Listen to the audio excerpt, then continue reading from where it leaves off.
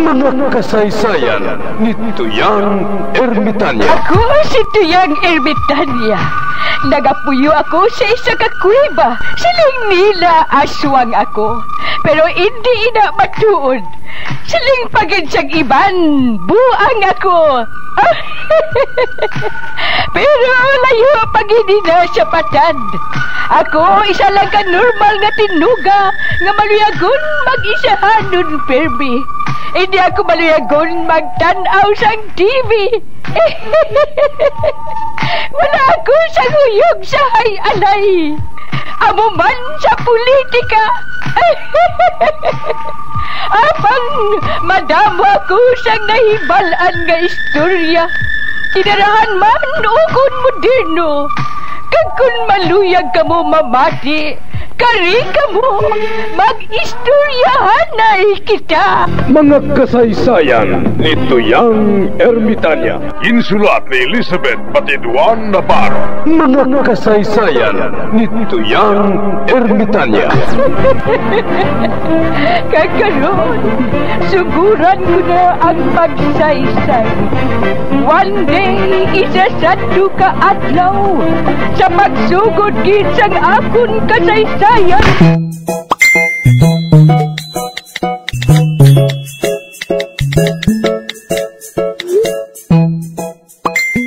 Kuan Kap! Wala taksi! Kani nag-arkila ako sang kolorom nga right-hand drive.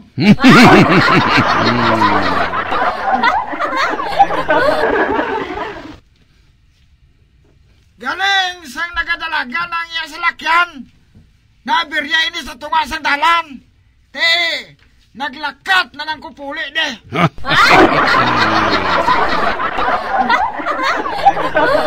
Ari naman kayo si Tide oh. Tide! Dali danay!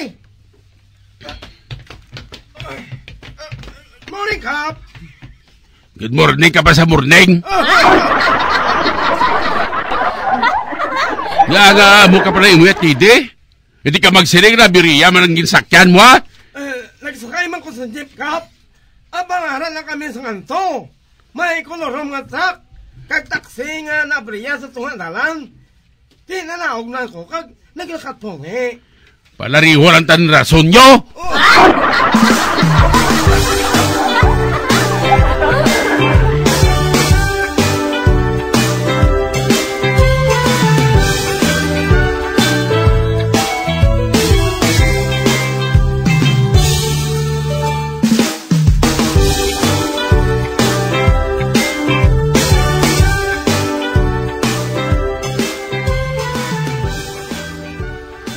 Hambalan na yanay kita, Migo Morris. Ano ang hambalan naton, Migo Talya? Parte sa mga nagakatabo subong sa aton pungsod nga ginatawag Pilipinas.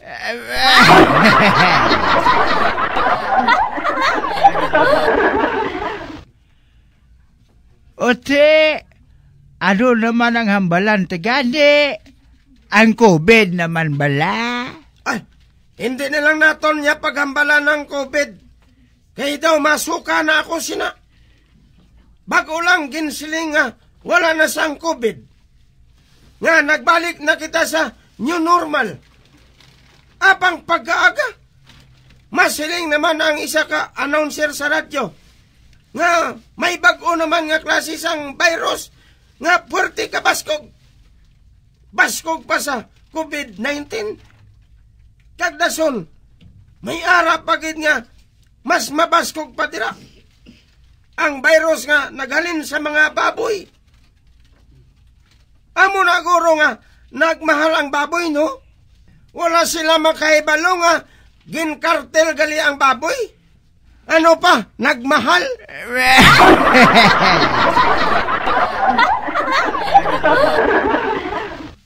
Daw wala na ako sang patihan bala, Migo Morris mo. Padaog na lang ni ila. Sugid na lang ang tanan. Amo matuod, Migo Talyo. Ang maayo pa sindi, mataya na lang kita sa STL.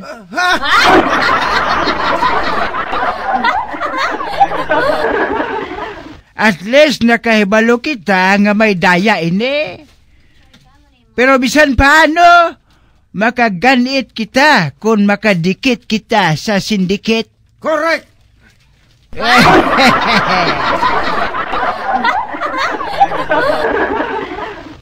Kagsubong Migo Morris, nabaisa naman ang parte sa BFA. Ining ginatawag bala nga Visiting Forces Agreement. Inang mga soldado sang kano nga nagakadto dire. Kagdason, mahali naman. Pero may nagabulos naman nga visiting.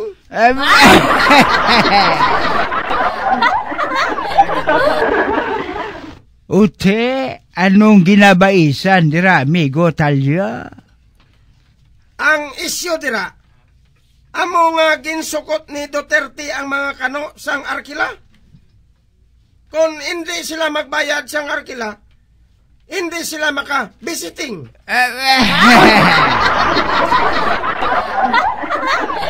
Amo gali, amigo Talya?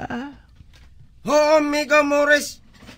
Amo inakon nga ang mga politiko sanguna nga wala magdaog. Nag-intra naman dire. Kaya madali naman ang eleksyon mo.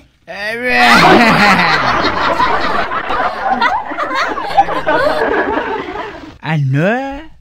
Oo, amigo Morris. Bisan pa mga presidensyable, nagasinabat-sabat na sila. Do sa mga piho.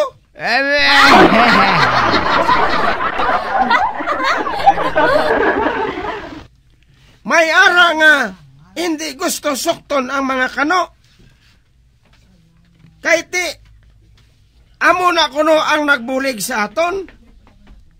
May ara man nga nagasiling nga sukton kid. Man wala na ta kwarta. Naurot na gasto sa COVID. Ote, ikaw amigo Morris. Kung ikaw si Duterte, ano ang buhaton mo? Sukton mo gid bala ang kano? Sukton gani. Sukton sa arkila nila. Nasukot ganing mga ate nga nagabaligya sang habak sa bangkita. Ayan pang mga kano.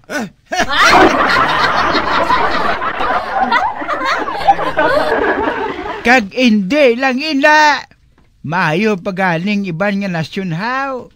Nga natagan pa nila sang kwarta. Gani kinahanglan nga sukton manaton sila. Gusto ka gidira amigo Morris. Pero ang siling sang iban, hindi na lang pagsukton. Kay kadamo na kuno sa mga bulong kag tabang nga ginhimo sang mga kano kung magbagyo.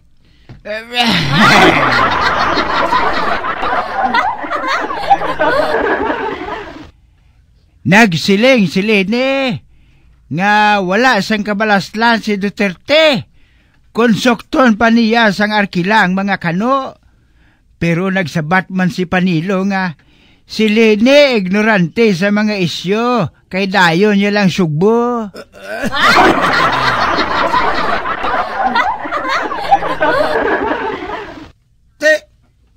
Sino pagid ang nagapamatok nga sukton ng mga kano? Isa sa ila amo si Laksyon. Pero kabalo ka naman nga si Laksyon.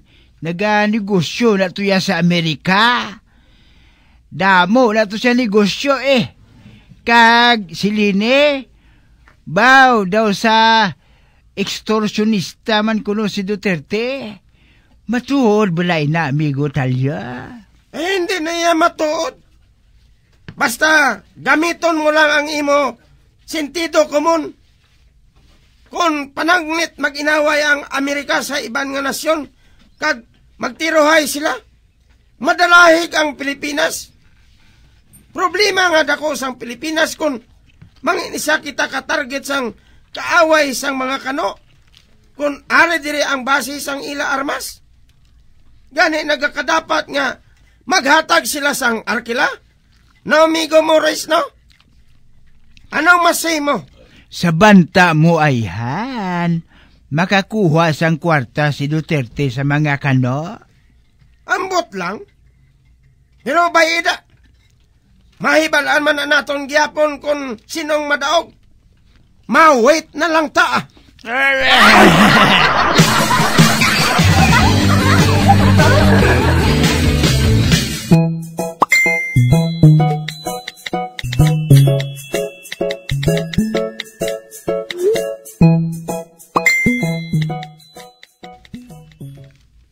Ay, ambot ah. Nga abala nga nagainit ka ng akon ulo, haw? Ay, nga Ate Alvina? Hay, ano kayo nakita? Ako naman si Buklan nga nagapula pa ning hawak sa atubang sa iya balay. Nga damo, anay.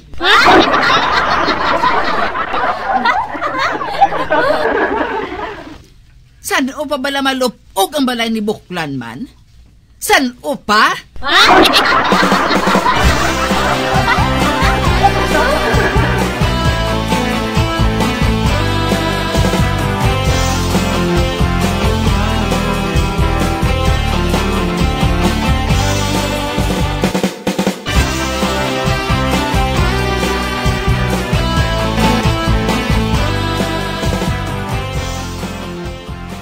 Nakatigang ka na matan? Wala na tabugas.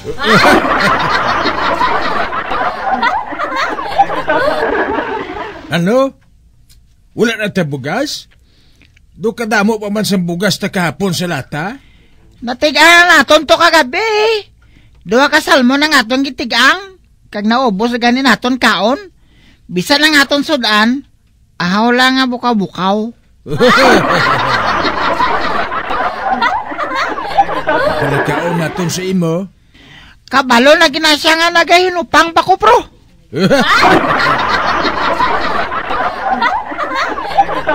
Mga nagahinupang?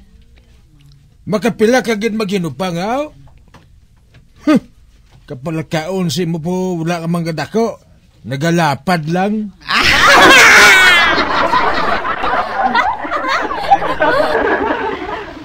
Ay, matan.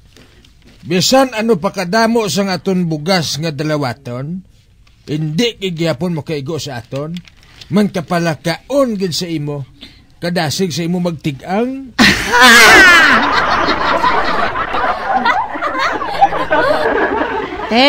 Anong tigangon, Tacho Tagoy? Anika. Tanawa abi si barikuson ko na ara sa yatsangge. Abe? Wala na? Si huling ya? Wala man. Si Lolo Morris lang ang ara. Siguro nagsimba sila nga dua ay. Siguro Nga Tacho Tagoyaw. Kinaglan makakwarta kita. Sa wala pa mag-abot si barikuson kasi huling. Sano kita mga kwarta, Tagoy? Amo niyo? Ang tanom ni barikuson, madamo. Managsiling daan si Duterte nga mananom na lang kita. Sus, dayon man niya kadto to sa Don Salvador, oh. Kag mamakal sa mesitas. Kag tanawa blao, kadamo sa iya tanom. Sari-sari pa nga mga dahon.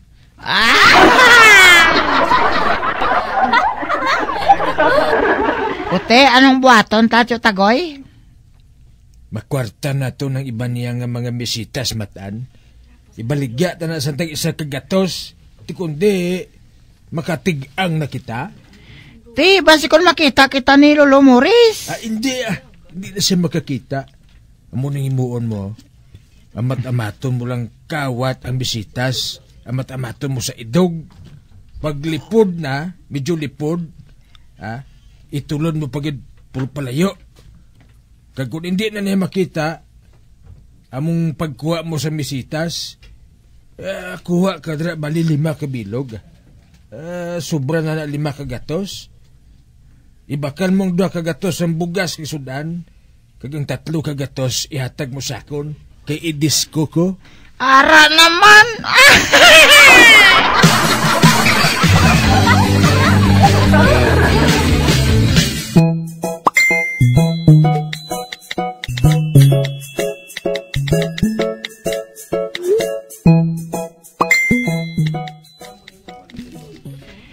Kita mo gud lang ni si Albina kag si Huling, ha?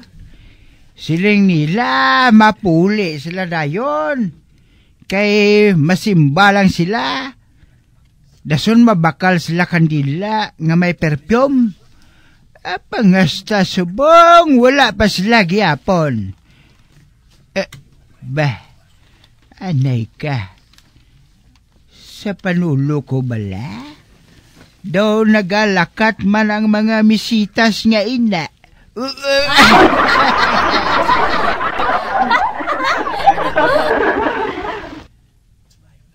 Ay, budlay gidya kung may diferensya ang mga mata mo. Lain ang nagalakat sa panulok mo. Prundi, pamatyag ko. Doon nagalakat gid ang mga misitas nga inaho. Nagatumpok sila nga nagalakat.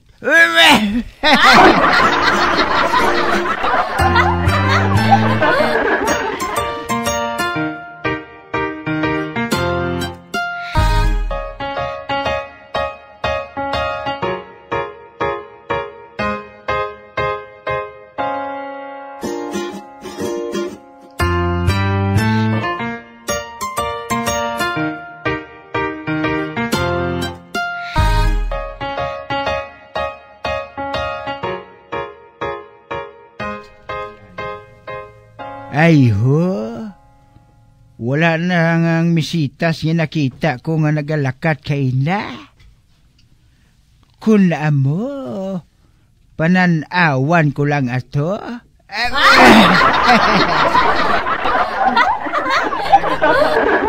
Manira na lang gani ako sa tiyangge. Matanaw ko yasang basket plaza.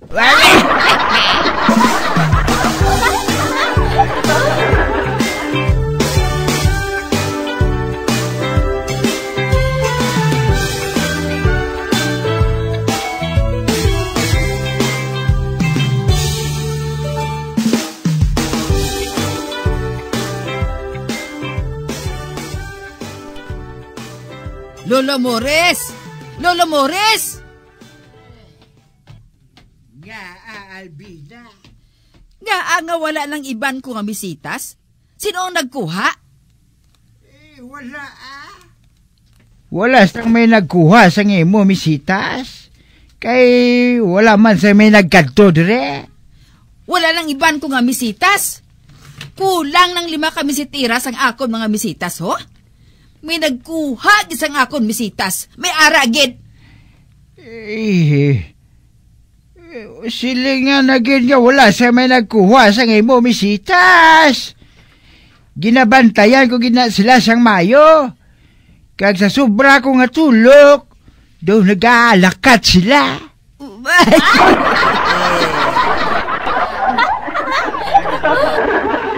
Ano? Nagalakat ang ano? Ang misitas daw nagalakat.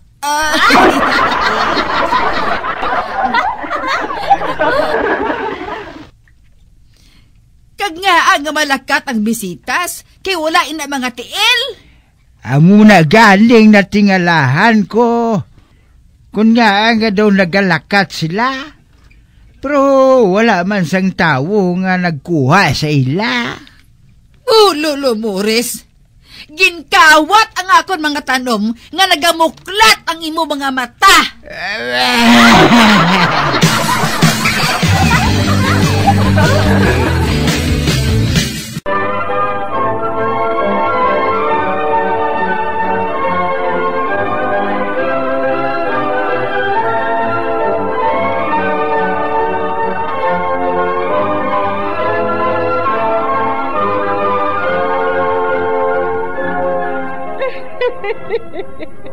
Hasta na lang dira ang akong pagsaysay.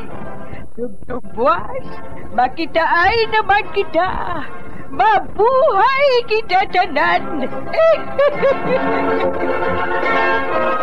Mga kasaysayan ni Tuyang Ermitanya. Mga kasaysayan nga makalingaw sa inyo tanan, bata o kung tigulang. Mga kasaysayan ni Tuyang Ermitanya. Insulat ni Elizabeth Batiduan Navarro. Mga kasaysayan ni Tuyang Ermitanya. Bombo Radio.